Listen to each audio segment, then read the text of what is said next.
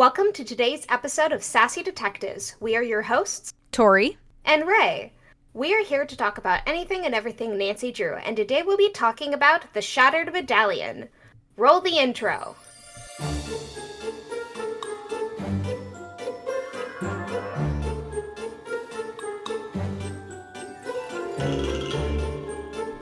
All right. The Shattered game. Medallion. I have actually been looking forward to talking about this one because I feel like it's one of the weirdest Nancy Drew games that exist. It is, because it makes literally no sense. It's one of those, I think it was like, in my perspective, it was like her interactive trying to be kind of experimental or something, and I don't really know if it paid off, but I think there are some positives that I'll talk about when we get there. But I think this is one of those like kind of interesting Nancy games. Yeah, can I go on a little rant for Yeah. just a few seconds? Okay, sweet. Okay, so when I was much younger, when I was like in my tweens and stuff, around the time where I played this, I was super into like The Amazing Race and Survivor and stuff. And the thing about like competition reality TV shows and stuff is that like one, they're pretty linear. Yeah. Like they're extremely linear, and you have to do everything at a certain time, or you have to like fight people with the time and everything. And so there's that, and then there's, because that builds up the tension and has conflict between other people and stuff. And there's also cameras everywhere, like literally everywhere. There's going to be a camera or a cameraman or a drone or something. And there is nothing in this game. And also, nothing is linear in this. It's just like, oh yeah, you can complete the challenge at whatever time you really want to. Like, just do it when it's like, part of your schedule, I guess. And I'm just like, what do you mean? And so when I agree. I feel like it kind of of diminished the fun of like the game show aspect of the story, knowing that once I realized that it really did not matter how quickly I did a challenge, because Nancy and Bess as a team are always going to finish whenever the story dictates that they should finish, and not by any change of the player's ability. And while I understand that in some ways it's like, this is not a game show, this is a point and click mystery game, and so we're still following more of that format, I really wish that some things could have genuinely been affected by how quickly or how well you do a task or a challenge, because I think it kind of kills the appeal of the competition when you don't actually feel like you're competing with the other characters. You know what I mean? Absolutely, yeah, because it's like, and another thing like they could have done to make it feel like more accurate to like a game show competition thing game would be to like you've played Assassin's Creed, so like that if you don't if you don't complete a certain mission like this a certain way where you have to do a certain thing, you are deactivated in the animus and you have to try again and everything. Like, Yeah. her interactive could have done that to where if Nancy and Bess lose a mini game or a puzzle for a competition It's thing, a second chance. it's a second chance. Yeah. And then you would have to try it again until you get like first or second place or something, so you can stay in the competition. And like it could, because this game, it could have been good, but just for me, there's that, but then also the actual plot, I don't even remember. All I know is that there's Sunny June and his grandpa and Yeah, aliens he's- involved. He's I don't even know. present, and there's some weird, the Anunnaki, and all of that. I don't know. But I did like Sunny. I think he was fun. Well, Because he has some great quotes where he's like intentionally not making sense and just saying stuff to throw you off. And it's like, yeah, that checks out, well, do you want me to go ahead and like kick us off, and we'll just Please, 'cause run through the game? I don't even know anymore. Okay, This I'll game. just get us started. So Please. it starts out with you learning that Bess had gotten George and Nancy a spot on this season's like Pacific Run show, and it's taking place in New Zealand.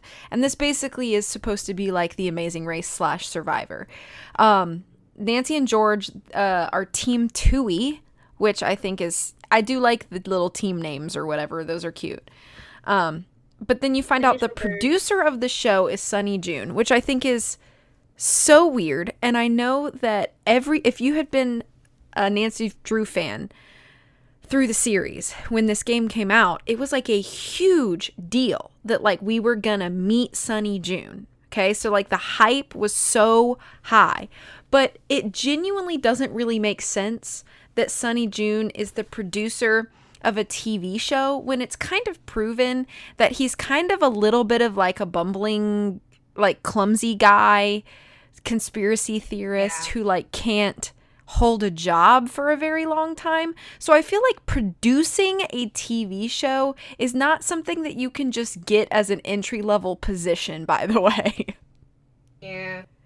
So anyway, that part doesn't make sense, but he kind of gives you instructions that you have to get updates on your phone, and if you win medallion pieces, you bring them back to the stand, and you don't go into the producer areas, and rule book in your tent, blah blah blah blah. There's like extra things you can do for perks and blah blah blah.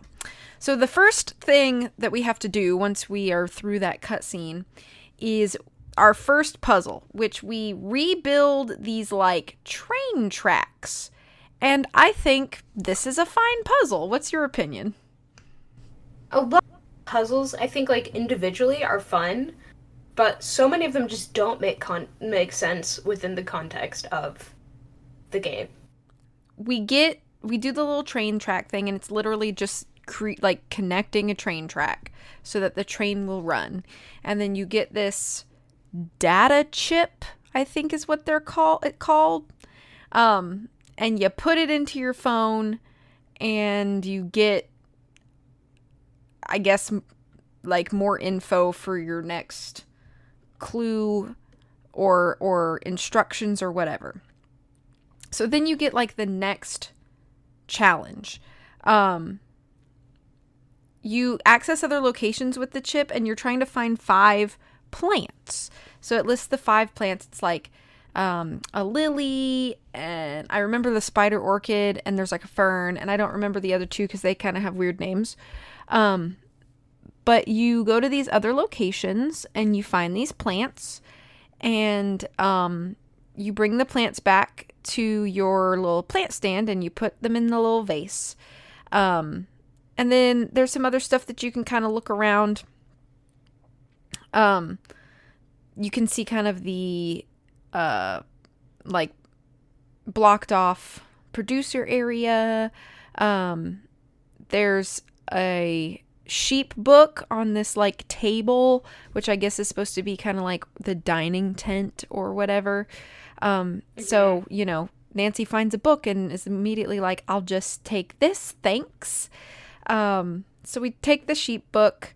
I think there's also like a clue written in the sheep book. Yeah. 20 in each row and column unlock the blades, which is something that will help us later.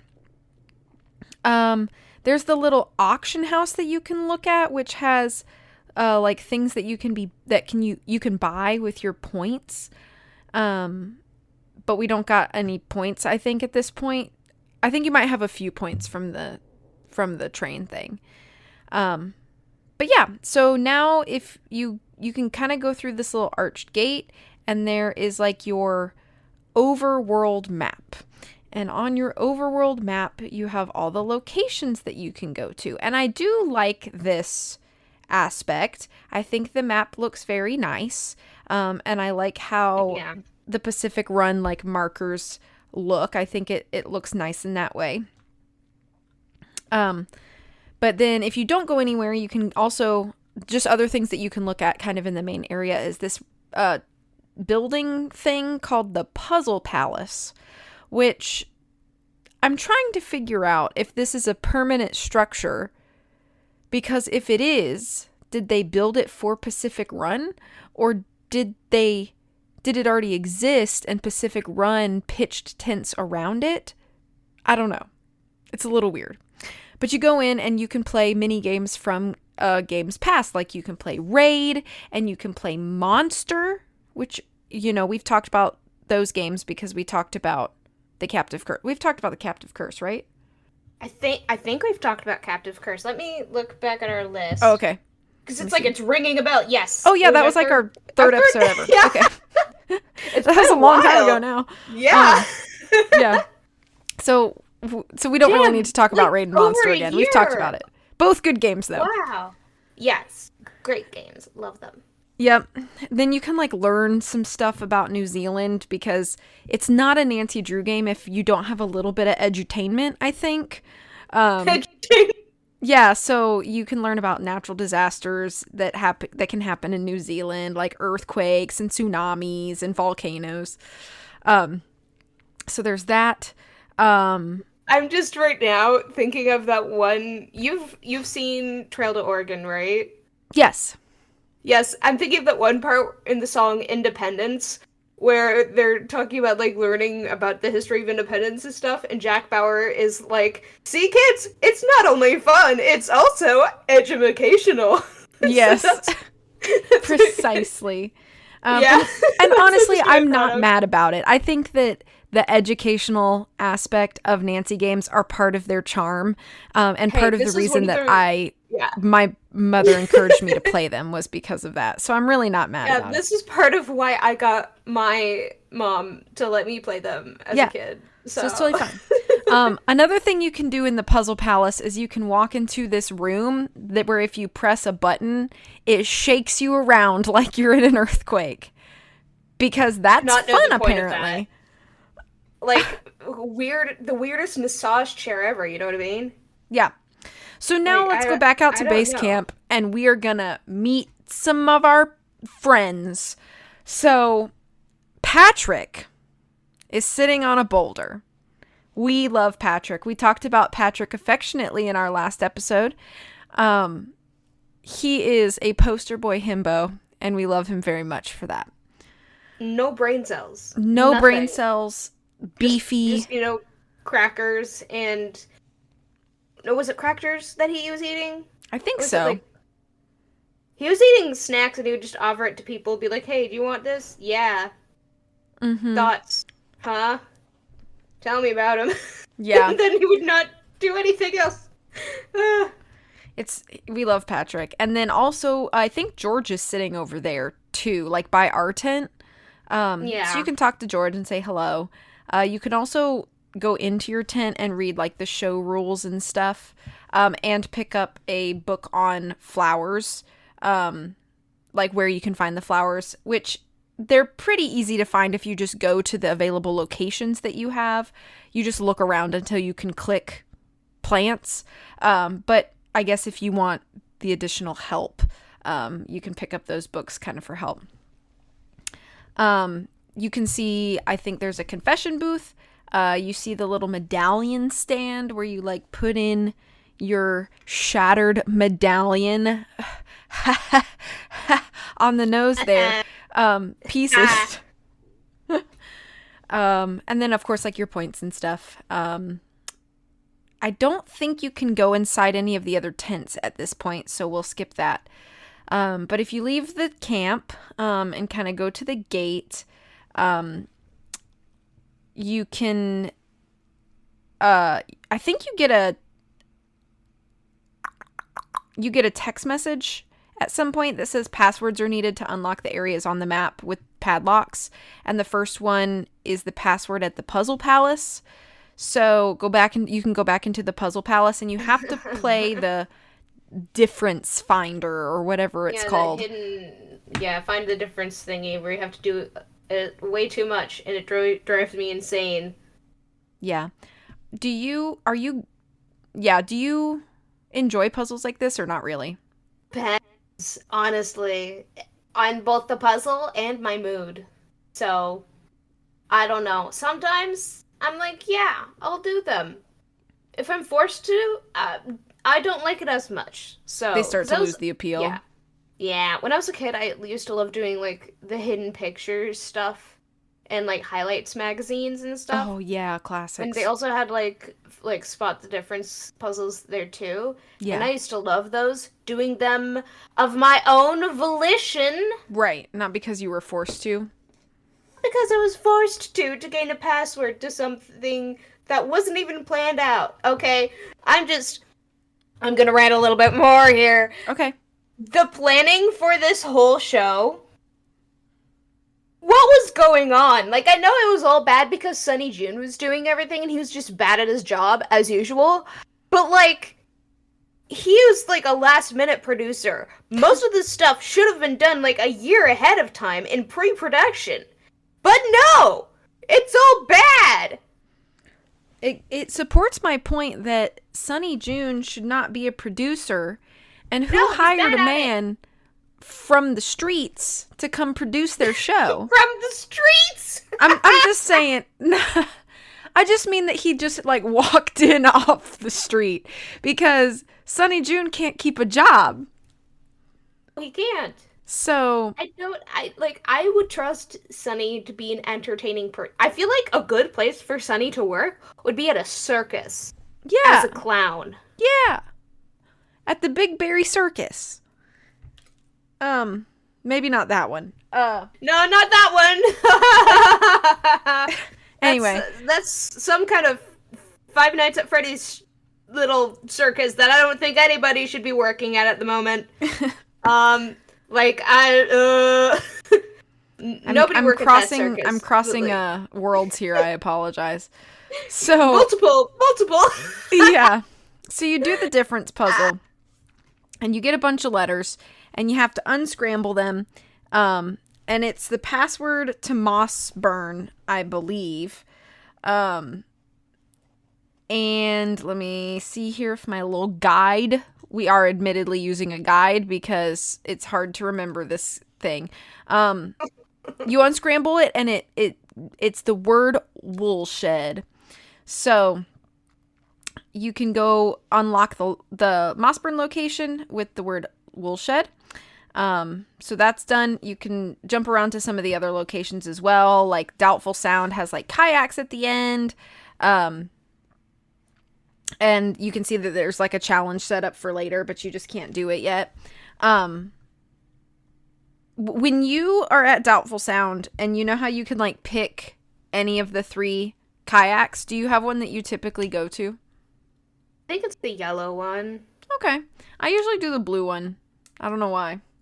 But there's a one of the plants here if you didn't already grab it.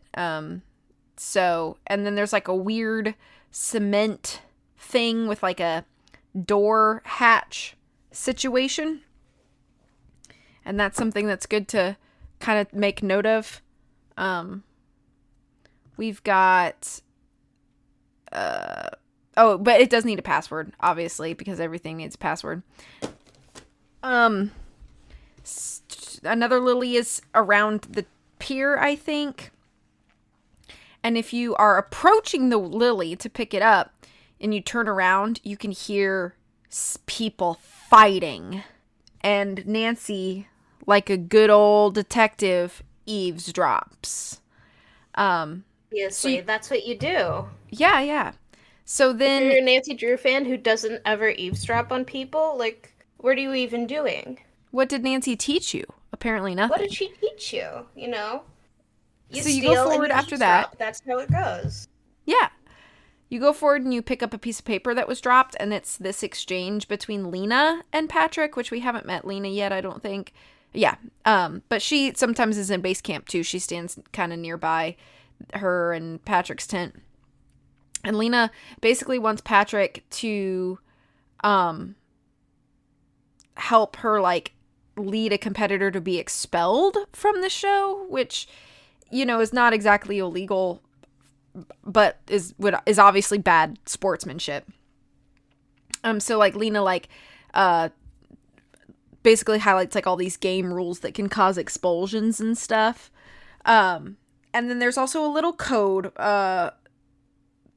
with like a backpack drawing in the corner of the note. So that's good to make note of. So now if we go to Mossburn, which we've unlocked, this is the wool shed. And it is locked because everything is locked in a Nancy Drew game. That's why we have the famous quote, Yay! "It is locked. It's It's locked." locked. But then Yay! you can go you can kind of go past it, and there's a wind generator there, and then there's the orchid or whatever. So we're collecting all of our little flowers for our vase. And then there's a little trail ahead, and there's like a little cave, but it's blocked. So you kind of go back, and there's a rope bridge and a beautiful waterfall. So this is like the first, I guess, significant plot thing that happens, which is that George, who I didn't even know was with us, to be honest, is just like, oh, hey, Surprised, I'm gonna like, just walk on ahead. And she walks ahead of Nancy on the rope bridge, and then it breaks, and she falls down, and she breaks her leg. And now she's chilling in the producer area. Which I guess kind of makes sense that, like, if you have an injured contestant, you want to, like, separate them from, like, the main area so they can be, like, checked on more frequently. But what I find weird is that there's nobody around her at all. And Nancy, like, kind of suggests that, like, she has to be careful coming and going to see George, but we don't even get, like, the illusion or, like, sound that there is anybody nearby. Where is the whole staff? Where's the whole crew? This entire, like, the whole, like, all, I feel like, you know how there's a lot of, like, NPCs in, like, Midnight in Salem and Mystery of the Seven Keys that kind of feel, like, pointless and stuff? Yeah. That would have actually made this game better. Yeah. Like, having a lot of pointless, random NPCs everywhere would have made this game significantly better. Yeah, this would be an opportunity to use something like that. I also think they could have given us the illusion by simply putting in, like, kind of like muffled crowd talking sounds like they do in we've talked about this before, like, that's something that's included Danger in, like, by Design, Phantom of Venice. Yeah, Danger by Design, that kind of thing. Like, it just gives the illusion that there are lots of people around. So anyway, I just think that's weird. But George also gives Nancy a key to the producer area because she thinks something weird is going on, and so do I. There's no crew on this show. But then you find out that because the option was to either sub in a player or forfeit the game, that Bess has volunteered to take George's place. But she's also incredibly anxious about that, which I find really funny, but also very Bess. I do think that Bess and George are probably the most consistently great interactions that you get in this whole game.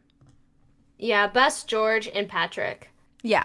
But I think Patrick is really more so for, like, entertainment purposes instead of, like, actual helpfulness or, like, story progression, you know what I mean?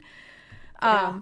But anyway, now I think if you go back out, you can meet Lena. So Lena is the girlfriend of Patrick, and she is basically his complete opposite.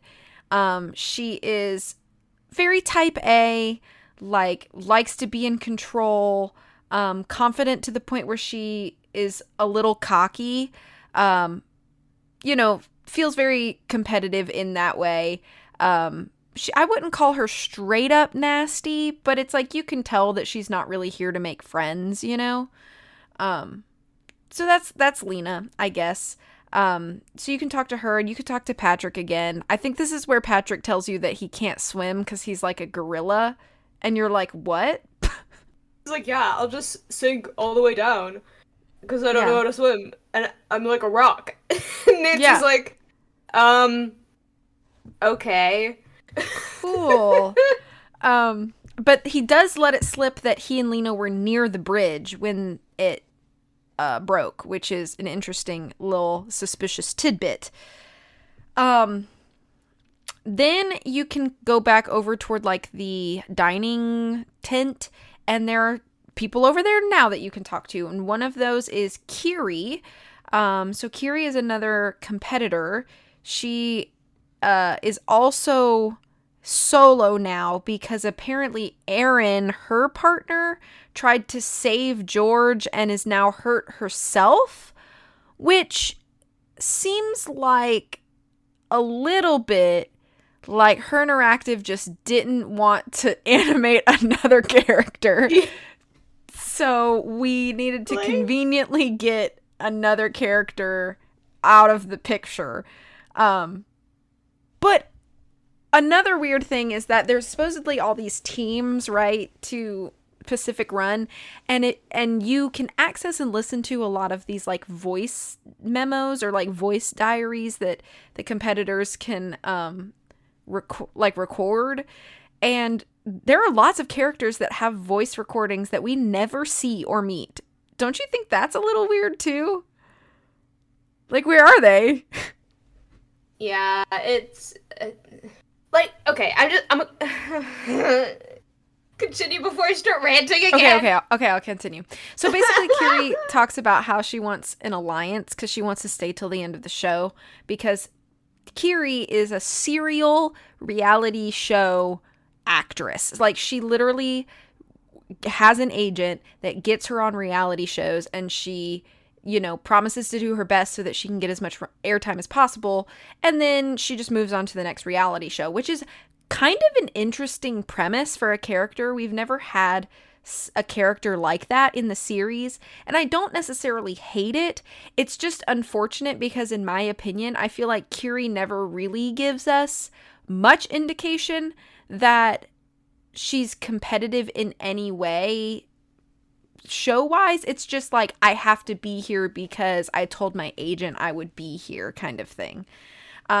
She does gossip a lot, though. She's a big gossiper, so she's a good place to get some tea. And she does gossip about Sunny a little bit, and she tells Nancy that he was not supposed to be here, and he trashed the travel papers of the real crew, which I think is crazy. Maybe that's why there's no crew, because Sunny June is a crazy madman who has now basically effectively kidnapped you and all of these other competitors? What? Now I'm confused. But that's kind of what it feels like. And speaking of the man himself, Sunny June. Sunny June is here at the dining tent, and you can talk to him, and he admits that he basically dismissed the real crew or diverted them so that they weren't here.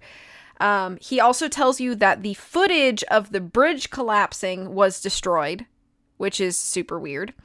And then you get to have these weird circular conversations with Sunny for basically the rest of the game, where you attempt to make some sort of heads or tails of anything he is saying or wants from you. And you never really succeed in anything because he never gives you a direct answer. Which is so frustrating, to be honest. Yeah. But then we can go back to Mossburn, and we're going to fix the rope bridge, which I did not really understand this puzzle, but basically you have to step on each square without stepping on anything twice. And you can basically step forward or backward for up to a distance of 1 or 2 squares per step. So sometimes you have to like jump over and then make your way back or whatever. I think this is one of the more difficult puzzles to understand. Once you understand it, I think it's not that bad. But I feel like it's one of those really difficult ones to understand. What about you? Sorry, I just... This whole game makes you cry a little bit?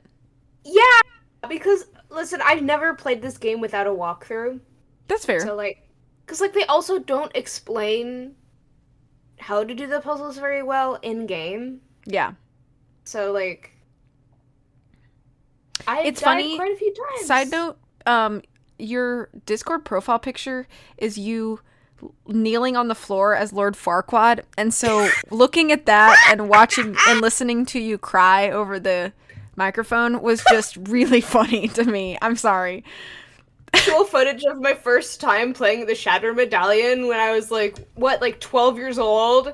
And I Yeah. was like, ah, I hate this. Basically, yeah, that's it. Yeah. Yeah. So anyway, you can go. You fix the bridge through this magic means of fixing, and then you can go through like over the bridge, and you can pick up the last. I think it's the last plant, which is the fern. And then you get a little ding on your phone that Team Tui has finished stage 1. Yay! We're the best. We're awesome. So cool. And then you also learn that Sunny kind of bent the rules to allow Nancy's team to stay in the competition, which is a little weird because you're like, this is really early in the game to show favoritism and why us kind of thing.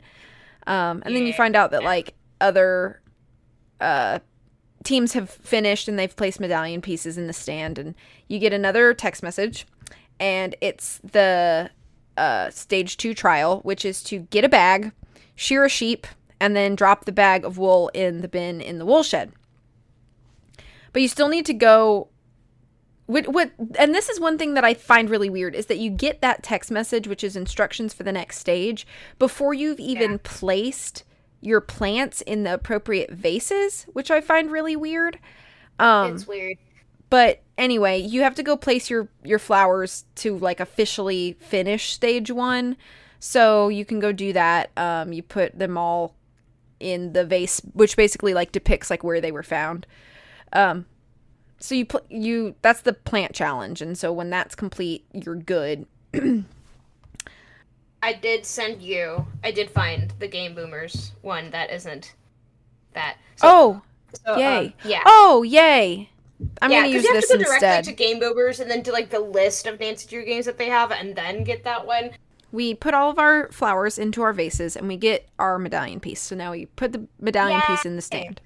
Now we got some points. You can talk to other characters again. I think you can talk to Patrick about a few more things. And when you talk to Bess, who is in the thing now you get... Bess has some of the best dialogue in this game, not gonna lie.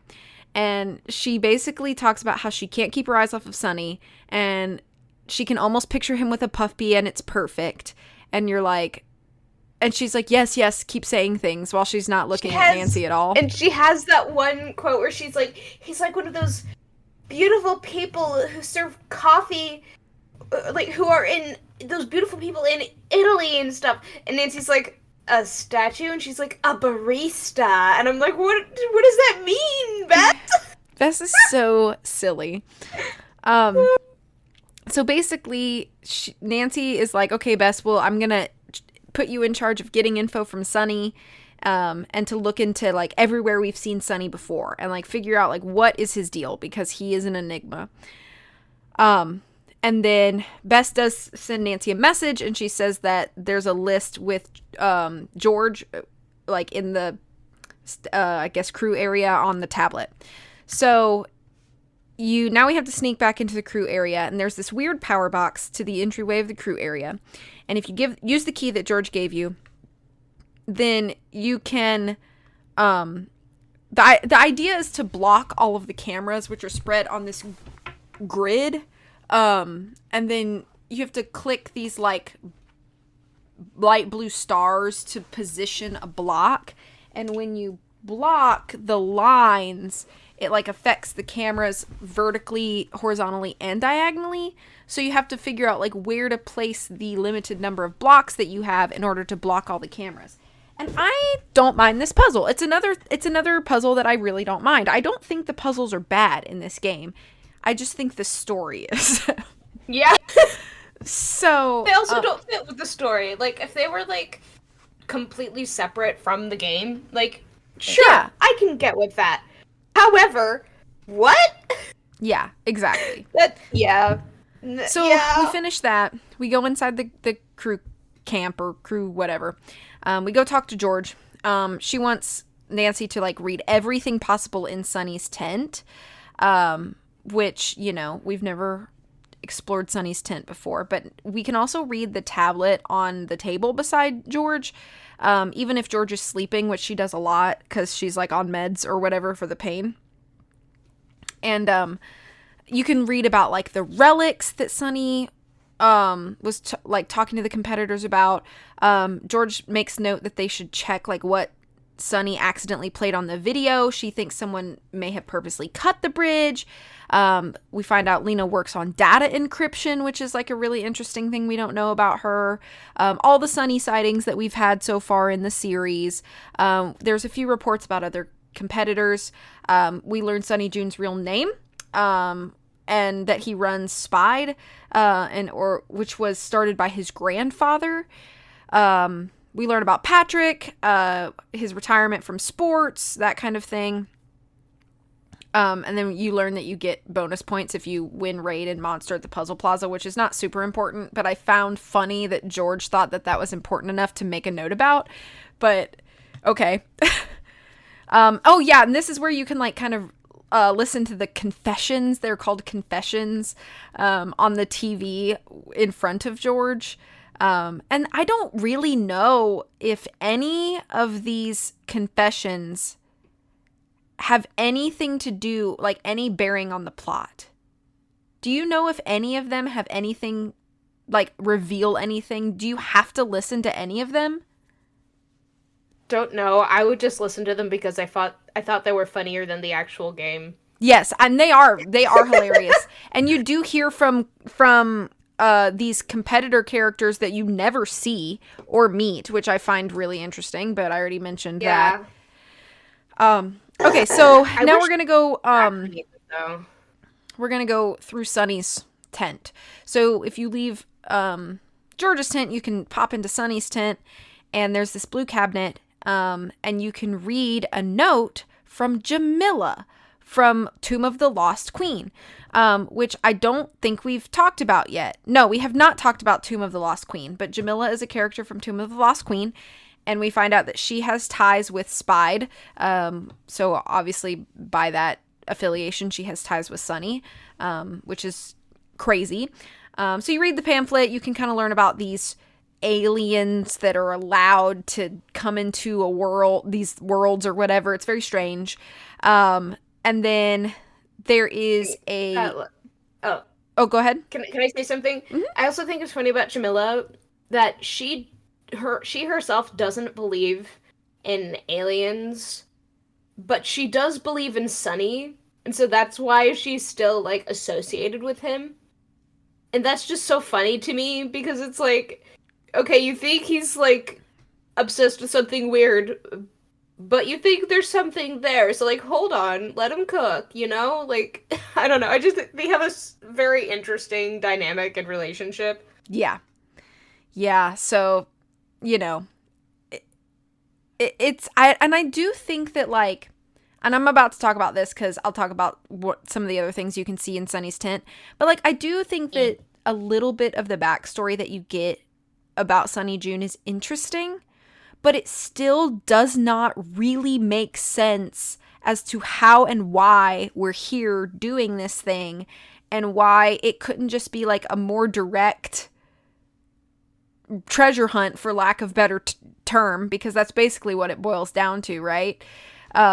Because, so that's I guess my segue, that, like, there's this envelope in the bottom shelf of the cabinet, and it's a letter from Sunny's grandfather, whose name is Jin Soo-sung, and he has basically told Sunny that the time is now, and he needs to go to New Zealand to gather the Chosen and find this artifact, because they belong to the Anunnaki. And the reason that they need to do this is because it will keep the world from exploding, and the testers, who are the aliens or whatever, have, like, taught and guided that they want us to prove that we've learned enough, and the artifacts need to be assembled to send the beacon, and Sunny's grandfather is following this lead in Nordic countries, and while Sunny is here, and there's instructions to the locations of the artifact, and they're hidden in their own way, and there's clues in the comics, and you're reading this like, what is going on? It's a lot to kind of The entire absorb. game. Huh? That's me, the entire game. Yeah. And so you're like, whoa, I thought we were here to win Pacific Run. I thought I was here to gather spider orchids and shear sheep. What are you talking about? I have to collect alien artifacts to keep the world from exploding. What are you saying to me? You know what I mean? So, anyway, it's a lot. Okay, so there's some of these little comics. They're signed by Sunny's grandfather. The comic is similar to what happened to George at the Bridge, and there's symbols in some of the frames of the comics. And then there's a blue chest in there that needs a code as well. But this is the funny part, okay? So Nancy leaves Sunny's tent, and Sunny is standing at the end of the path and basically locks eyes with Nancy coming out of his tent and then turns and walks away. Yeah. And I'm like, oh, hi. Oh, hi. Yeah, he's so Weird. He's so Sunny June, you know? He's so Sunny June. He's an enigma. He's a mystery. We don't I don't know, man. I don't know. Yeah. So anyway, now we're just gonna go back into competition mode, even though at this point we're pretty sure that this is all just a big ruse, which that's another thing that I don't 100% understand about Nancy's involvement in this plot, is because we're pretty early on in the game, I would say, not even a third of the way in, and Nancy pretty much already has enough evidence that this whole Pacific Run thing is a cover for Sunny June's original mission, which is to find alien things. And instead of Nancy being like, all right, well then I'm just going to conserve my energy and try to figure out Sunny June and the aliens, she still keeps up all this effort to play Pacific Run when it doesn't even really matter, because the real crew isn't here anyway. It's probably not gonna air on the television. Because there's those little tune in next episode for this thing when this might maybe happen, but we're not sure because we don't know what's going on. So do you think it's being live streamed? Is that the implication? And if it is live streamed, where is the crew you would need to do that? I don't know. It's so confusing. There is only one other fictional TV show that works like this and actually is successful, and that is The Hunger Games. Because they don't have any crew inside the arena. All of New Zealand is in a dome. All of New Zealand is a dome, and they have the hidden cameras everywhere, and Sunny is inside the Hunger Games arena just vibing. And the cannons went off after George fell off the bridge. Yeah. We're trying our best over here to really understand. Anyway, so we're going to go on to the stage 2 trial. Let's move on. So we got to get a bag. So you have to buy a bag, which seems ridiculous. Like a punishment to me. What if you don't have, the game points, the funds to buy the bag? What you have to go play games at the Puzzle Plaza. You got to go grind up the points in order to buy a bag. So can you imagine if you walked in there? It makes no sense in the grand scheme of the game show. Can you? Yeah, I know. So imagine that one of the competitors that we never see or meet, and they they didn't place high enough in the last trial or whatever to get enough points to buy a bag for the next trial. And so you walk into the Puzzle Plaza and they're in there playing Raid and crying because they're pressed for time and they don't have enough points to get a bag. It's very stressful. You get destroyed by the corn cannoneer for the 5th time and you're just crying please no, not the corn man. Yeah. Please no. Fairy trigger, no.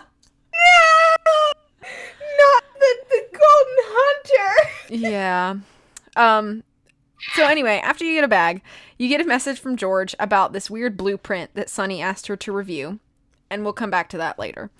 So, you can go back to Mossburn, and you can go into the now opened woolshed, and you get another text message from Pacific Run about winning the last challenge at the Puzzle Palace, which was the, I guess the difference detective or whatever. And so now you get phone access to outside, and then another map password. We'll again come back to that later. So you can turn around and you check this sheep display, and there is a key in one of the sheep wools, which is an interesting place to hide a key, I guess. And then if you walk around the woolshed, there's like names and places written all over the woolshed. Because I guess we graffiti now. But there's like all these different stalls. So you want to check all the stalls. There's flint on the right post of one of the gates. And then you want to go down the aisle. There's a chest. I don't remember what's in the chest. I think something that you need is there. And then there's a sheep at the right corner, and it's the one that you need to shear. But you have to power on the shed, and the blades of the razor need to be replaced. So the bin at the left corner, that's where the bag of wool's gonna go. But you have to turn on the power first. So you turn around, and you go around to the other side of the room, and there's a power box near the window. And you can take the key that you took from the display sheep, which seems weird that you would just hide the key to a power box in a sheep, like a stuffed sheep, but okay. Turn on the power. Now there's power. Cool. Now we're going to go replace the blades. So you have to turn around and go back to the one of the stalls. And basically you just have to like flip the switches, or like flip the blades around, and some blades affect other blades, but you want them all to be flattened, I think, right? Or is it on the side? I don't remember. I don't remember. And these images aren't loading on this Game Boomers thing. It's fine. It's whatever. Anyway, once you have the blades how they're supposed to be, you can go back to the sheep and use the blades on the razor. But then you turn it on, and Nancy's like, "Oh, the motor must be jammed." And you're like, "Great, of course it is. Of course it is." Because, while Sunny June is over here talking to aliens, I have to shear a sheep. But, it is what it is. So if you look at the red razor motor on the ceiling above the sheep, oh no, this is the thing. So if you turn it on, this is how you do the blades. All the blades have to be flat. So we do that. We shear the sheep, which is great. We get the sheared wool. We put the wool in the bin, and the medallion is gone. The medallion. Where is my medallion? Wait. That was a bad Jacques Brunet impression. I apologize. Oh! Yeah! I was trying to do it in his voice. It wasn't French or Manly. I'm glad I knew who did it, because I would have done an extremely offensive French accent. So I didn't even attempt an accent, so maybe that was for the best. So anyway, instead of medallion, we get a fabric scrap, which sucks. But we get a text message that stage 2 is done because somebody has already placed their medallion piece. And it's not us. And then we automatically poof back to base camp. And 3 teams are now eliminated. But don't stress, don't worry, because doesn't matter how well or how quickly you do any challenges, dear Nancy Drew player, you will not be eliminated. Don't worry. Also, Sunny June likes you, and so he won't eliminate you even if you suck. That's what we're learning so far about this game. That's what we're learning. Which, if I'm talking too much, please tell me. You keep talking, because this game confuses me to no end. Okay, that's fine. Just always jump in if you want to say anything. So if you look at your fabric scrap, it's green, white, and red, which is the logo colors of Team Kia, which I think is Lena's team. So we go talk to Lena, and she's like, well, I saw you in the out of bounds area, so I want a favor. And you're like, oh, okay, well, what do you want? And she gives you pages from the comics, like Sunny's grandfather's comics, and she wants Nancy to ask Sunny if it means anything to him. So you kind of look at the comics, and there are symbols again on, like, the frames. And there's, like, these weird pages that show, like, underground lakes, and, Lena says she doesn't want Sunny to know that these comics came from her. You can talk to Patrick, I think, also at this point. And you can talk to Bess. She just kind of talks about Sunny some more. I don't think it's anything significant. But you can ask Bess to distract Patrick. And when she does, you can go into Lena and Patrick's tent. So there's a clipboard with this compass. And there's these, like, up arrow, right arrow, left arrow, down arrow meanings. So you can make note of all of those. And there's more, like, notes, like decoded or deciphered coded notes. You can open the backpack. There is a deduct 50 bonus scorecard, which I think is really funny because you can just take Lena's deduct point card and then use it on Lena, which is just really funny to me. And then you can take the colored arrows paper, which will go with the colored meanings note that you just kind of took. And then it goes with the drawing that you found at Doubtful Sound when you heard Lena and Patrick arguing and then they walked away. So you can use the two together to open the backpack, I believe. So then you get another text from Pacific Run. Stage 3 is now unlocked. You have to follow the butterflies to find 5 pieces of the Hey Tiki hidden underwater, and then you return the completed figurine to the Tiki turn-in thing. But if you take those coded arrow things from the backpack, you can use the meanings of each of the cardinal points, and you click the letter above the colored arrow to change them to the first letter of the meaning. And it turns out to decode under nest in tree D sound, which I guess it obviously comes into play later, but something that you can decode now. All right, so now we're going to go talk to George again.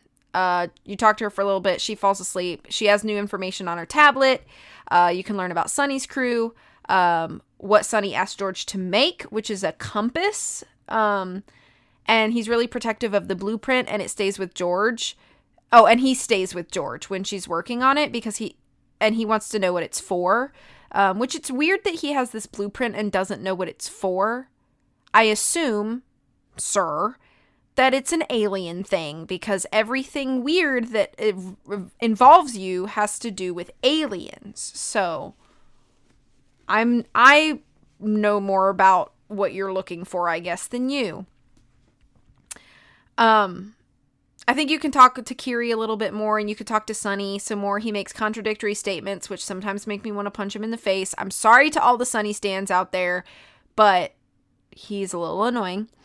Intentionally doing this stuff. Okay. Yeah, this is true. I mean, I don't think he's dumb or anything. I think he's just frustrating sometimes. You know what I mean? But he gives you another comic page. And Sunny basically tells Nancy that he wanted her to find his grandfather's letter and all the comics.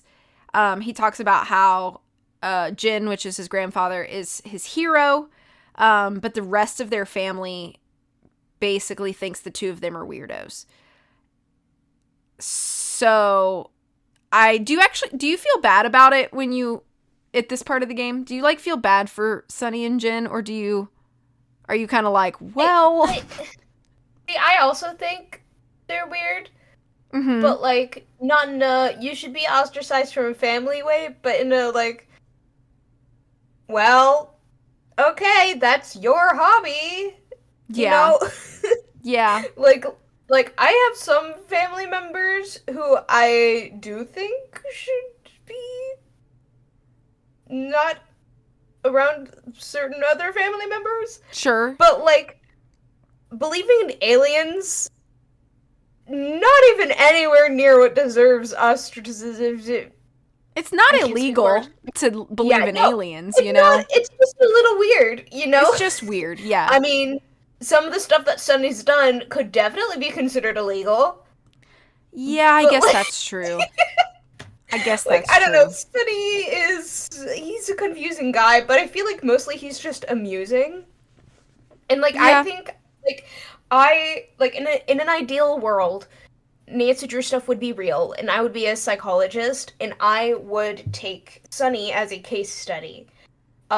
With what I have no idea. I would just like to study him. You know what I mean? What do you think you would have to say to Sonny to get him to agree to that? I'll pay you in Cocoa Kringles, and he'd be like, "Well, yeah, dude, sure, Say less. say less." um, So I'd pay him in like Cocoa Kringles, and I would allow him one hate comment on somebody's social media, most likely like maybe like who is somebody he hates? I know he hate didn't he hate Minette? Didn't he I don't know think if he she was hated Minette. mean? Minette Yeah, hated so he him. I would yeah, I would allow him to post one hate comment on Minette's social media He as hated she's in Taylor prison a Sinclair. day. Yet I would also let him post one hate comment a day on Taylor Sinclair's social media, and I then I would would study also him. maybe post one hate comment a day on Taylor Sinclair's Yeah. social media. Um, on a burner account so that it couldn't be traced, but Coward, I would do it on my main. oh, I'm sorry. He's in jail. What is he gonna do? I'm afraid of confrontation, okay? It's just my personality. Anyway, back to the game. We have to complete the wool challenge. We have to get our medallion. So we're going to go take our medallion back from that dirty stinking Lena who put it in the nest on the tree in Doubtful Sound. So we're going to go back to Doubtful Sound. We're going to walk the trail, and a rock slide is going to occur because we just read about all of the natural disasters that can happen in New Zealand because edutainment. But you have to back up so you don't get squashed by a boulder. Yeah. Anyway, so we find the tree. We take the medallion piece. We go back to base camp. We put the medallion piece on our stand. You can't take our medallions, Lena. Now we go back to the Puzzle Palace because we have the latest challenge.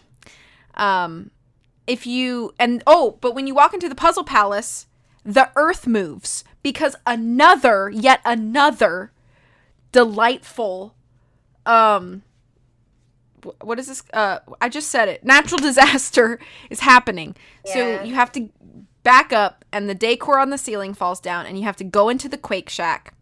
And you hear Kiri from inside the Quake Shack, and she's talking to somebody, and she gets something from this person. And so if you leave the shack, you'll see that there's a book on the floor. It's like a bird book or something.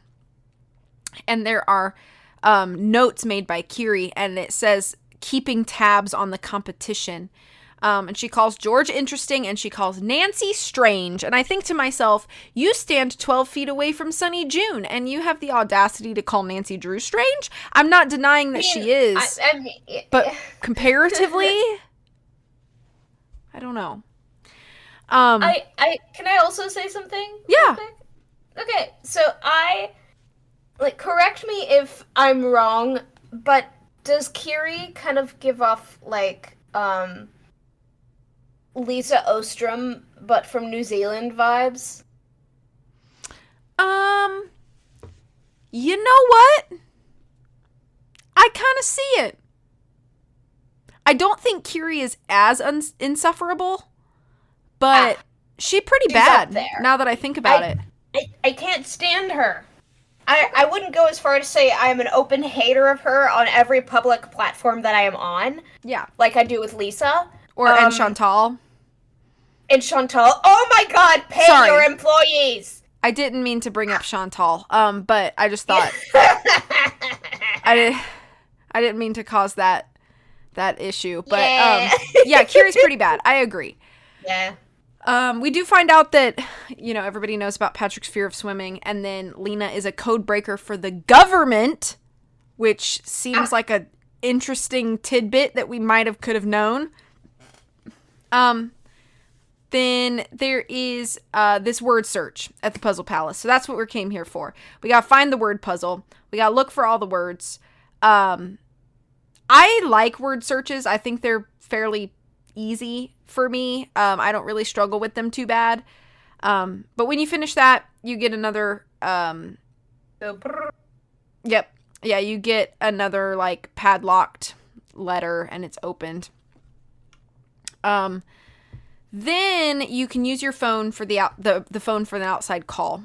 There's this phone that you can be used to call outside, and you win a chance to use it because you finished the find a word puzzle.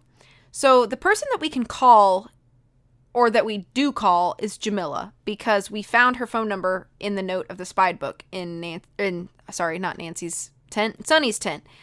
So you pick up the phone, you dial the phone, you talk to the operator. Nancy gives Jamila's number, and Jamila asks if Nancy is in danger, which is a really interesting exchange, I guess you could say.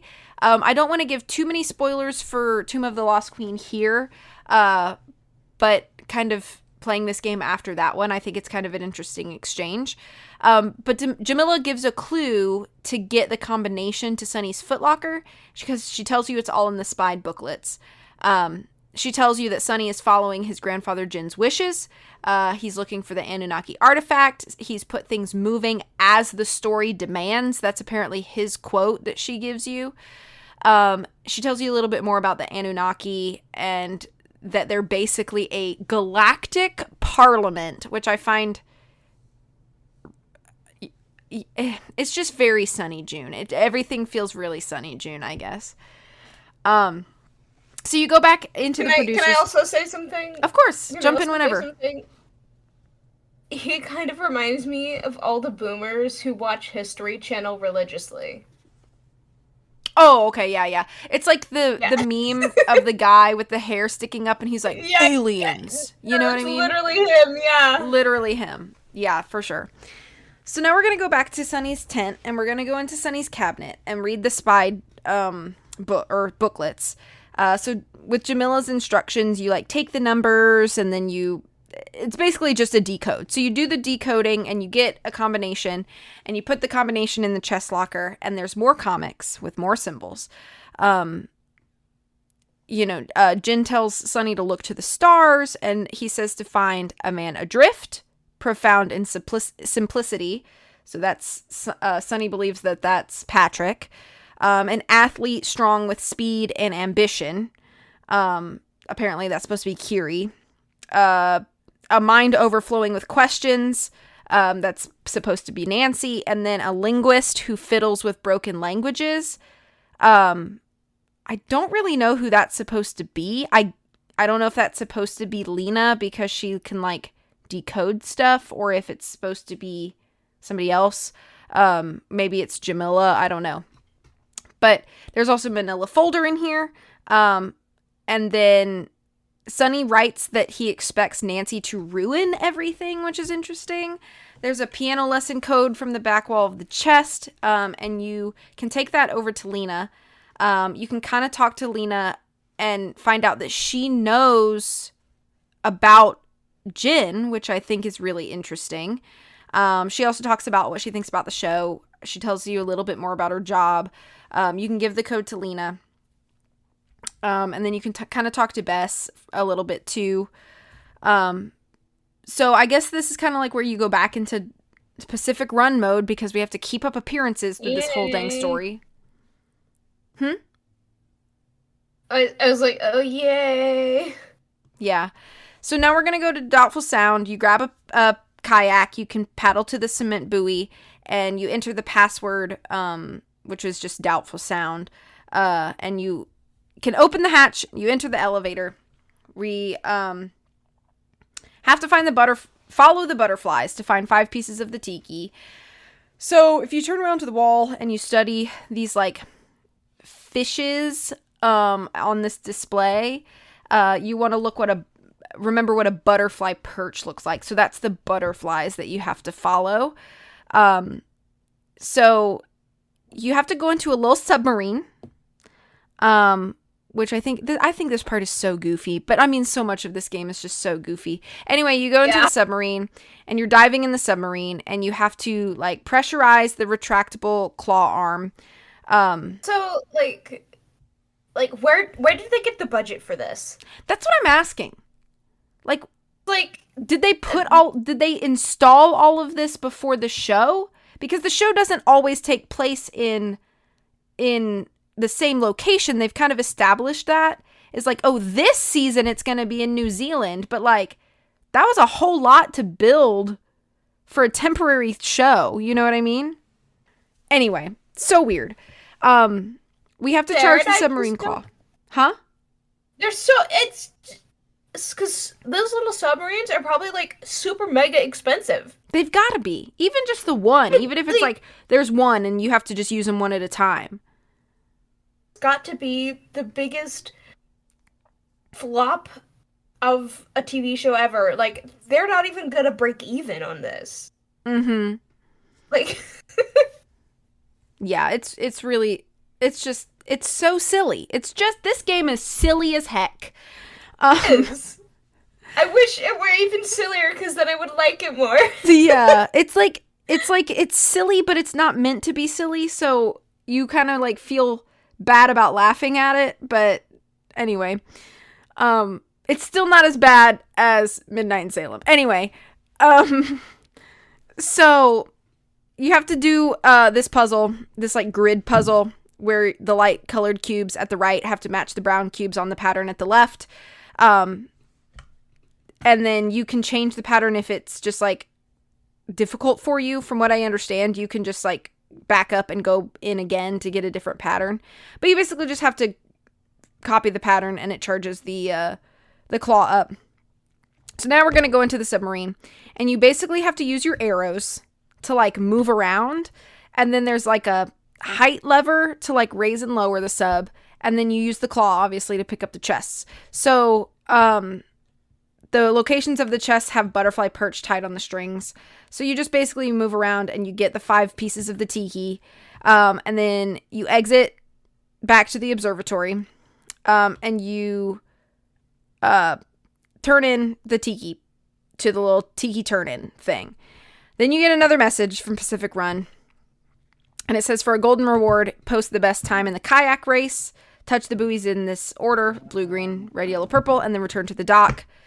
And then another text that says, to finish stage 3, label the sheep display and return Jock Stewart to the fishbowl for your next medallion. So go back to the pier, and then there's a clipboard that was the clipboard that you took from Lena and Patrick's tent. Lena writes on the kayaks that the red has speed and smooth turns, so that's the one that you should use for this. And I think the time to beat is like 6 minutes for amateur and like right over 5 minutes for master. So depending on what you're playing on. And you basically just start the race and you go touch the buoys. Huh? Yeah, that sounds like a lot more time than what I always remember, but I'm also like a huge speed clicker, so like... Oh yeah, you're just like a tornado clicker. Yeah. All over, just click, click, click, click, click, and I'm done. Yep. So then you do that. You're good. Oh, also, it's not like real time, actually. I think it's like as you move forward, like time moves forward as well. I don't know. Anyway, so you get it. If you beat it, then you get a message from Pacific Run that you get 50 points and the password to Cromwell. But we have to go back and label the sheep display. So we go back to Mossburn and enter the shed. And at this point, we get a call from Bess. She says Sunny gives them a side quest, and the only clue is turtle. Which, okay, all right. He's giving side quests, like... Okay. Thank you, Mr. RPG wizard or whatever. So... Now we're going to look at the sheep display. We have to label the sheep by their breed and their breeder name. The names written all around do help with this. The sheared sheep name is like where it's located. So like Taylor, Cook, Instone, Southland, those sorts of things. But you do have to identify the breed, which your sheep book can help with that.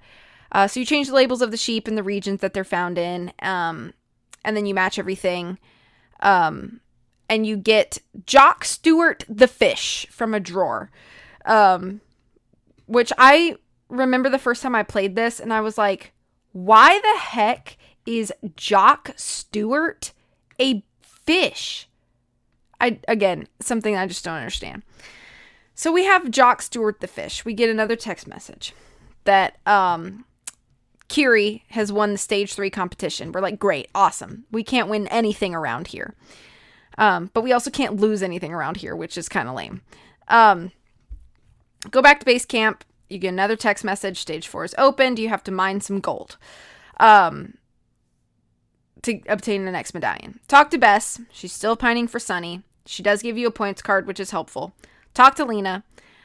Nancy gives Lena that points card because that was the deal for the decoded piano lesson letter. So you read the decoded piano lessons, and some words are written in red, like gold mine, lit a lantern, mined, jagged, anchorite, and hidden below. Talk to Patrick. You learn that his family belongs to an order, and which is really weird. Just like a strange facet. I don't actually think that has anything to do with the plot, though. It's just a weird thing you learn about Patrick. So the bonus quest, you go talk to Kiri. Nancy gives Kiri the password to the mines, and Kiri gives her a introduction to Maori art book. And if you read the book, you learn about different shapes and meanings of Maori art. And at the back of the book are several Maori phrases. And then if you talk to Sunny, you can learn where the name Sunny comes from. He kind of talks to you about that. It was a name that was given to him by his grandfather, who found it spied. And he tells Nancy that she has been a member of Spied for several years now. If you were Nancy in this situation, Rae, how would you feel? Huh?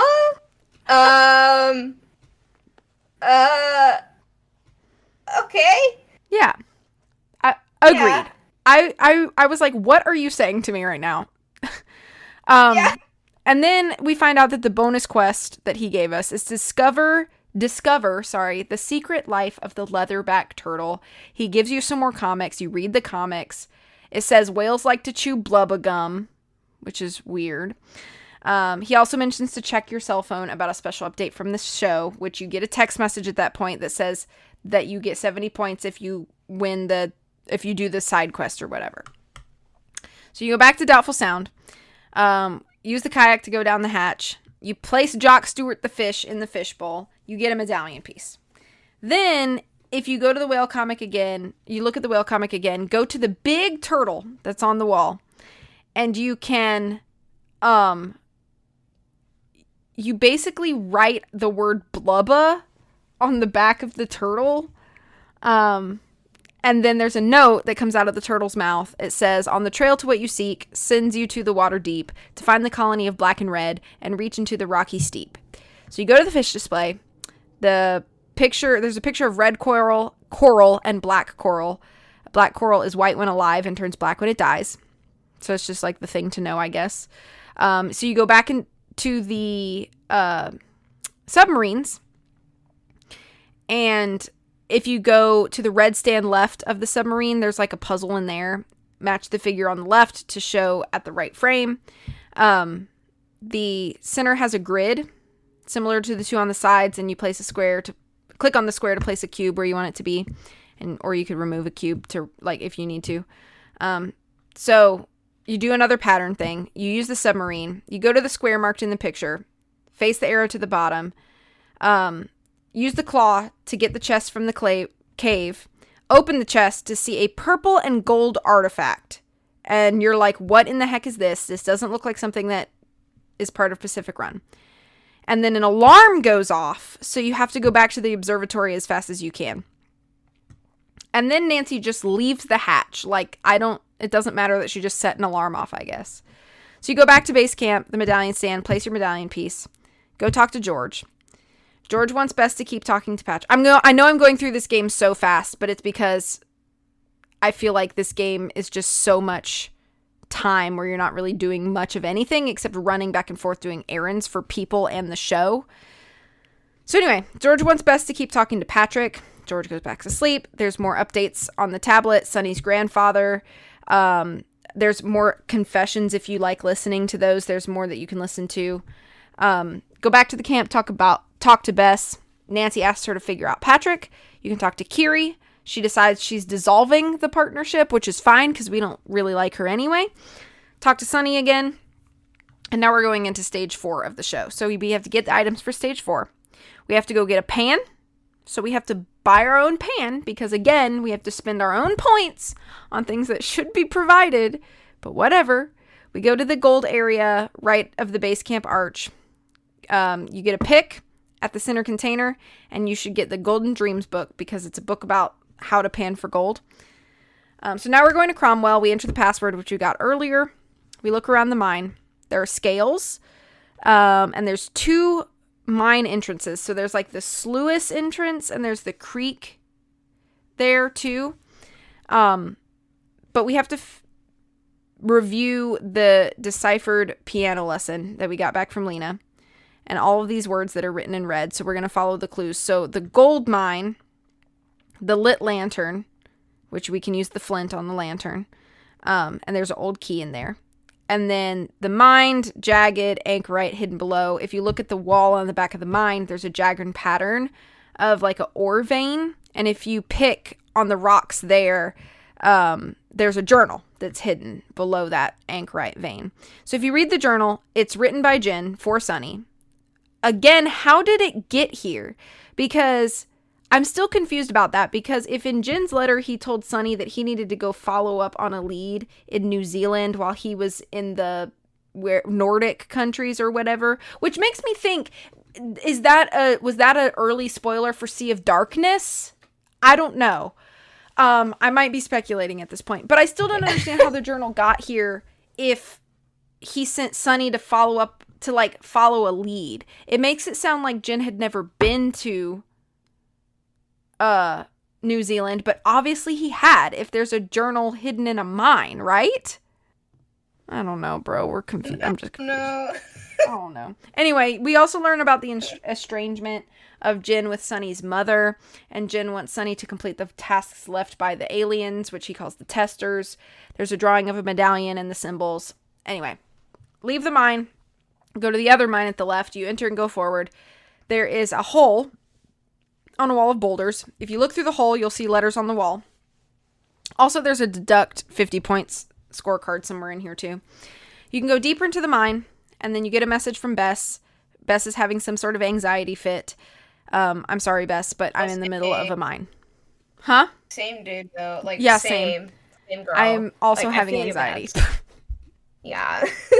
At the end of the tunnel, there's bare dirt on the wall that could have gold, so you can pick the wall and you get a bucket full of dirt. If you go over to the sluice outside of the tunnel, you can put the bucket of dirt under the faucet. There's no water. So you have to fix the fans by checking the box with the screen cover, and there's an uneven number of blades. So the aim of the puzzle is to have 4 blades appear on the fan, and the blades can be superimposed on top of each other, and you have to like right click to kind of turn the blades.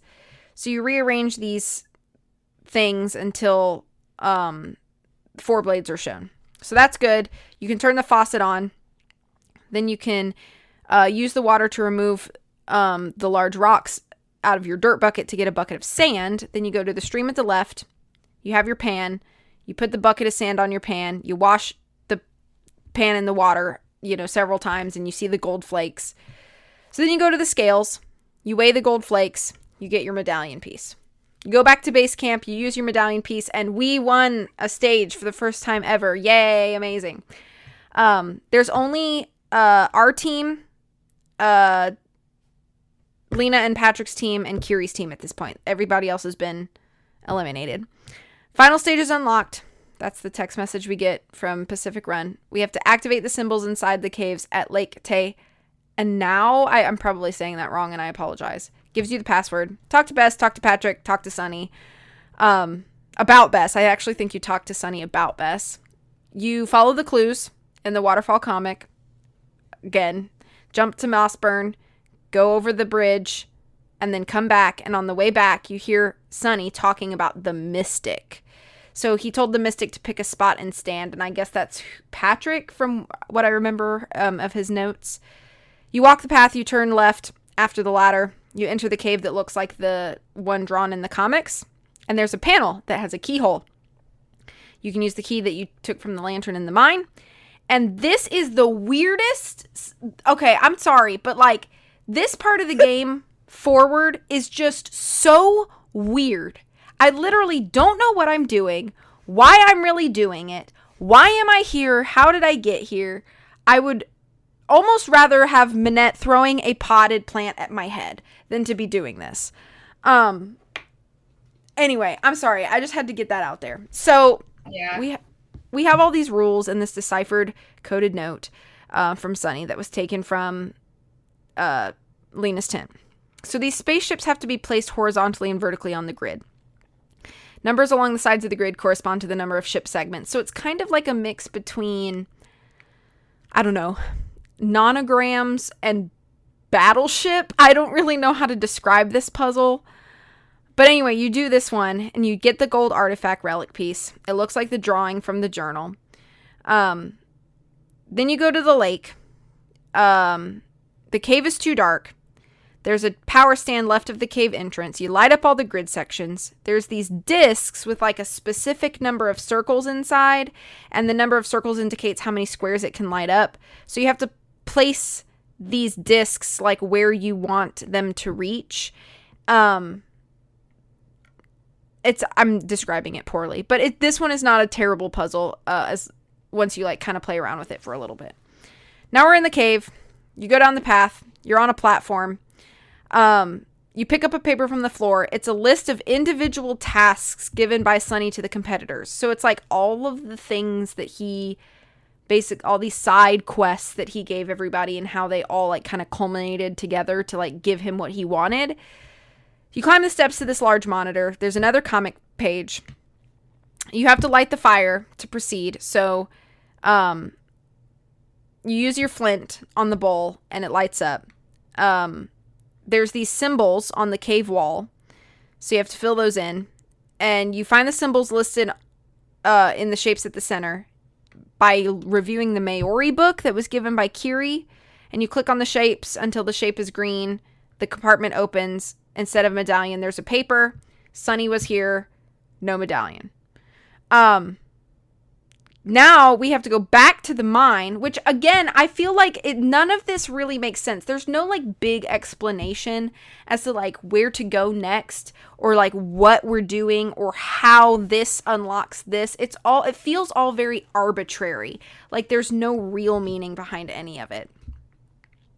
So,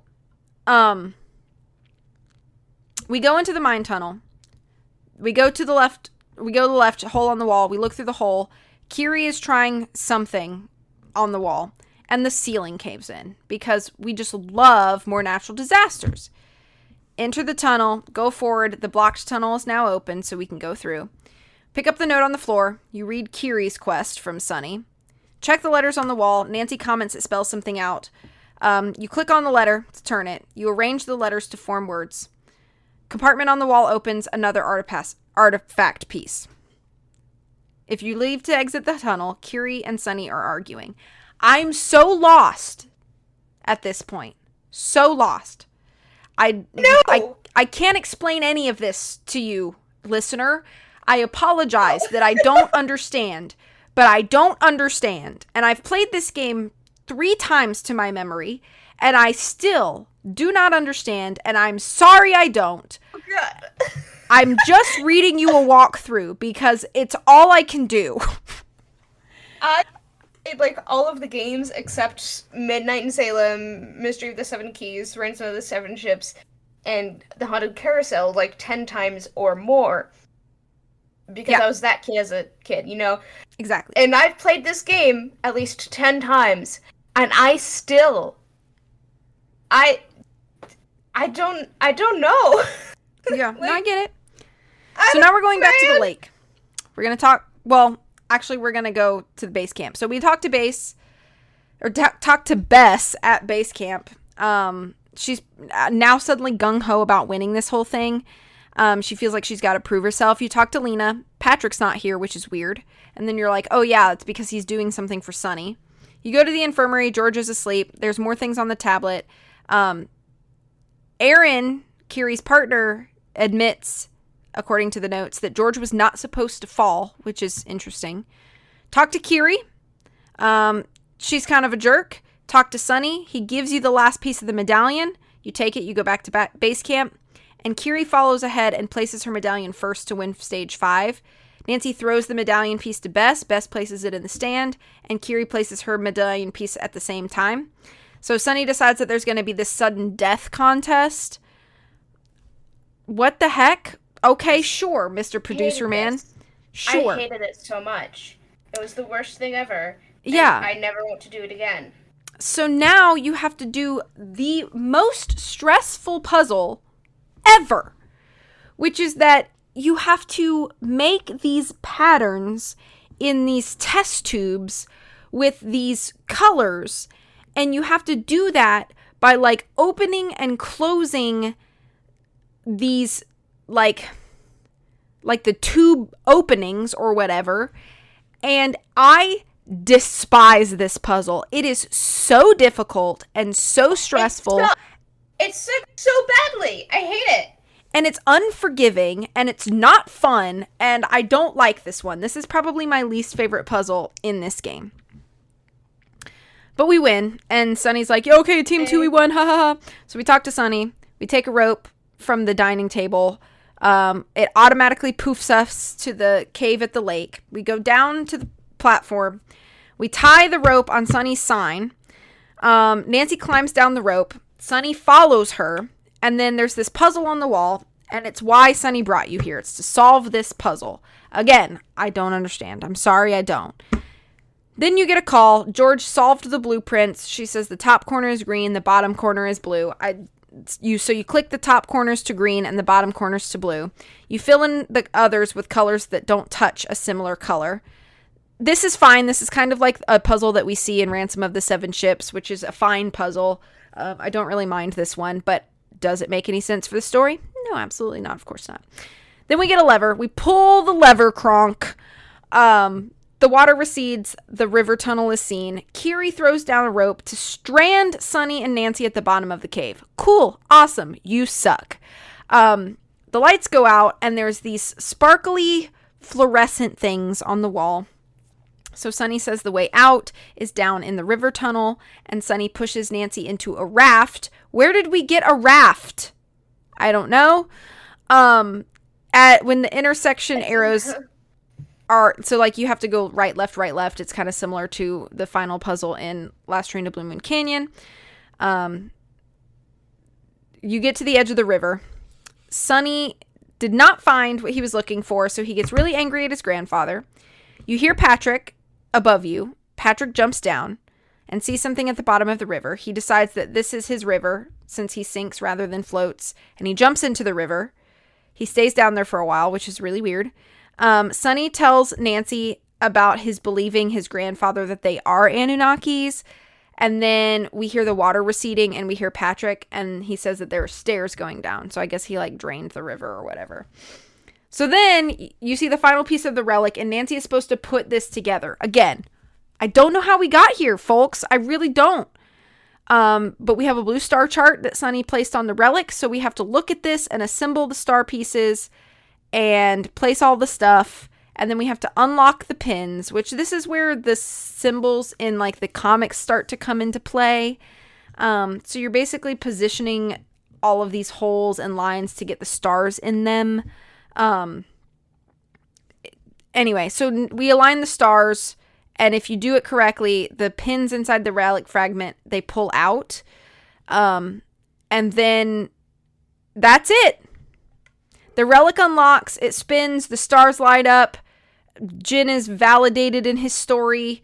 Bess has a little bit of a moment, and that's the end of the game. The end. Why did we do it? Why did we do that? I don't know. I don't know why we did that. Like, it isn't even like a mystery. It's like... It's not.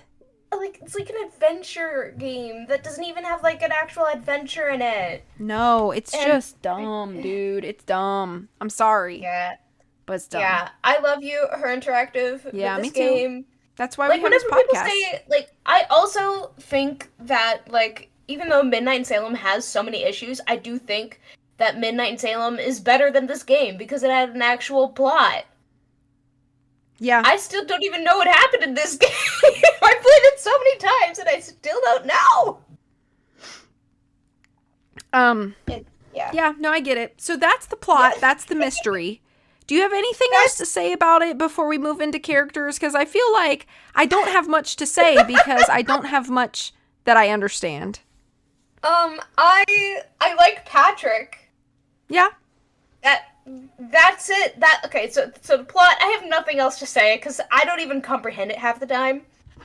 But with characters, I'll say I like Patrick. I think Patrick and Lena's dynamic is interesting. I hate Carrie. I love Sunny. I love Bess, Yep. and I like Patrick.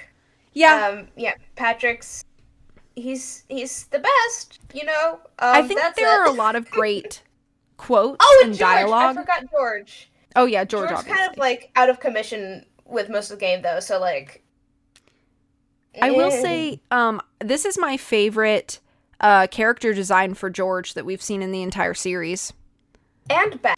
I think the And animations were a Bess. little weird, but the way, like, if you look at the concept art, this is like exactly how I imagine Bess constantly. Like the Yeah. concept art for this game, literally the perfect Bess. Yeah, these are Like, the best oh iterations my god, of Bess and George, yeah, which is the unfortunate that best. they're wasted Yeah, on such a designs. game, but I know. Her attractive in the next game. Bring back Bess and George and bring them back with these designs. Maybe different outfits because I don't think Bess would ever wear this outfit anywhere except for Pacific Run. But bring back these models, like or like these designs. They're so cute. They both look absolutely I gorgeous really and like the great and curls everything. in George's hair. I think it's really cute and like, I love I, them. They're adorable. yeah. And I obviously like I do like a lot of the dialogue. I think that even the characters that I don't care for as much, like they still have good dialogue, and I think that there are a lot of really good quotes, like funny, humorous quotes. But I mean, it's just sad because it's like not supported by a great story. So I think all of the things that are good about the characters and the dialogue are just because it's a good written line or a good written character and not because it like intertwines well with what's going on in the plot. You know what I mean? But okay, well, why don't we talk about some positives? What about the music? Music. The music is great. Music is Okay, good. they did a Very good good. job on the music. Okay. I think it's very Yeah. like atmospheric, which is Yeah, nice. it's very like atmospheric. I just wish it wasn't wasted on this game. To me, okay, I'm gonna kind of relate it to something else. To me, it gives the same vibes of like Howard Shore, who did the music for the Lord of the Rings movies. Uh-huh. Absolutely amazing soundtracks. Amazing. Everybody agrees that the Lord of the Rings has a great soundtrack and that he's great at doing like dramatic, operatic, amazing, spectacular adventure music scores. But when you put that great music into a movie like Twilight Eclipse, it feels a little weird. And I wish it weren't wasted on such a bad movie. And that is how I feel about the music in this game. That's yeah, I understand. I think it's Yeah. like this game really does have some good tracks, and I think like in there's some great like music compilations out there. You've made a couple, there are other people in the community that make really good ones, and I think that a lot of the tracks really are good for kind of like, you know, the Nancy Drew study mixes or whatever, they use. Like And just I like atmospheric video game soundtracks and stuff. It's yeah. good. It's good. It's It's good. just it's just in this game. Yeah, exactly. Puzzles? They're fine. Yeah. Except for his sudden death. Oh my gosh, Sudden death? I don't I would fight sudden death in a duel at high noon. I feel like Okay? I would rather I don't know. I'm trying to think of like another like generally disliked puzzle that I'd rather do over that sudden death puzzle. Um, okay, I don't know if you feel I this way, can but vote. I feel this way. You ready? Yes. I'd rather do Barnacle Blast than that puzzle. They're kind of equal to me now that I think about it. They're what to you? Kind of equal to me. Wow, that's a lot coming from you. You're the biggest Yeah. Barnacle Blast hater I Listen, know. I hate Barnacle Blast so much. Barnacle Blast is awful, okay? I'm trying to use as many not graphic words here as possible, but just know that I hate Barnacle Blast. Okay, that's all I had to say about that. Okay. I I think that says everything, to be honest. Other than that, I think, kind of like we touched on as we were going through the story, but like, I think most of the puzzles are fine and solid. It just kind of feels like there's not much cohesion to the puzzles, if that makes sense. Like, they're And they also just don't fit so with the plot. different. Huh? They also don't fit with the plot, Right. if there is a plot. Yeah. So it See, doesn't if feel like they're like naturally. No, it doesn't. It just feels weird. It's Yeah. like, why is it supposed to be like this like ancient thing, but like it's like not at all like it's in a cave or something. I don't know, girl. I don't know. nothing. I don't know nothing about Shattered I don't Medallion, y'all. Um, and I couldn't even ask Sunny June to explain it to me because he doesn't tell me nothing. Okay, final category: atmosphere/setting. Good. Yeah, good. I think it's fine. Pretty, you know. Yeah, it is. just This game is wished- very pretty, and I yeah. do think it has a lot Oh, of yeah. really nice, like, graphical Scenery moments. and But stuff. Yeah. Yeah, like the graphics are good, it's super pretty, but the game itself, like, bruh. yeah. Okay. I Well, guess it's overall rank time. Yay. overall rank time. Oh god. I don't like hate this game cuz it's not like bad enough for me to hate it, you know? I just don't like it. Mm-hmm. So like I feel like I'm going to give it like a 3, Okay. a 3.5 if I'm being nice about it. Okay. Um, so on my rank of all 34 games, this game comes in at number 30 for me. Which is pretty bad. And so to compare that, I'm going to give it like a 2 or a 2.5 maybe. Giving it a bit of extra points for like the music and stuff. Yeah, you're Like, being everything generous, and else. I'm not saying And I don't also think for you should. Patrick. And also for Patrick and Bess. That's fair. Patrick, Bess, and George in Sunny. That's fair. I do like them. I do think that a lot of what we said, though, is not necessarily considered like a controversial or hot take in the community. I think that for the most part, I think that the Nancy community agrees that this is one of the weaker or weakest games in the series. So I don't think we're necessarily alone in our opinions. I did mention this to you privately, but I want to just mention this here. My best friend, shout out to my best friend, she has a very different opinion, and Shattered Medallion is in her like top like choices of Nancy games, and it's always really surprising for me, but she likes a whole lot of the game enough that it kind of outweighs the negatives for her. I just find it interesting, but it just goes to show that like every Nancy Drew game is somebody's favorite, or you know, at least high up on somebody's list. So that's just an example that like, you know, if you love this game and we made you sad talking about it the way we did, we apologize. It's not anything personal toward you. It's just the perspective of our experience with it, I guess. Okay. Well, anything else that you would like to talk about before we wrap up? I wish we had a better game in New Zealand. Yeah. I feel like Nancy should go back to that part of the world, maybe a game in Australia, you know, or something like that. Or like maybe like do a little bit of like copyright stuff and get Nancy onto the Hobbiton set Oh, and have her do Lord of the Rings things, her interactive, and have more Maori culture stuff that you can learn, that would be but cool also if they kind Hobbit of culture stuff. That's a good point. You know, you bring up a good point because New Zealand has a very interesting like culture and history, and I would love to Yeah. have a Nancy game that focuses more on that instead of things like New Zealand's natural disasters.